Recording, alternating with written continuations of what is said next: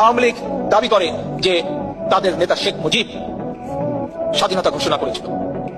আমরা বিভিন্ন তথ্য উপাত্ত দিয়ে জাতির সামনে প্রতিষ্ঠিত করেছি যে স্বাধীনতা ঘোষণা কে করেছে? শহীদ রাষ্ট্রপতি জিয়াউর রহমান। এই আমার জীবনের শেষ, তাই আমি টেলিফোন করে আমি খবর দিলাম আমার বিডিআর হেডকোয়ার্টারে চট্টগ্রাম, আজ থেকে বাংলাদেশ স্বাধীন। আমার জীবনে তোমাদের সঙ্গে দেখা হতে না পারে, বাংলার ঘরে ঘরে জানিয়ে দাও, যে পর্যন্ত না 7 কোটি মানুষ স্বাধীনতা না পাবে, সংগ্রাম চালিয়ে যাও, যুদ্ধ করো। Now, our great national leader, the Supreme Commander of Bangladesh, Sheikh Mujibur Rahman, do hereby proclaim the independence of Bangladesh.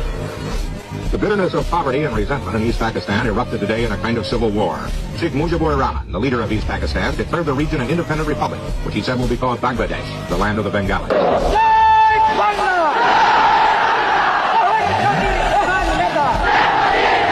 আমার রাষ্ট্র হবে ধর্ম নিরপেক্ষ, মানে ধর্মহীনতা নয়।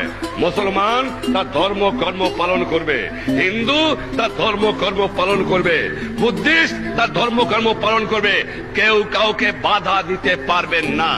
তবে একটা কথা হলো এই, ধর্মের নামে আর ব্যবসা করা যাবে না।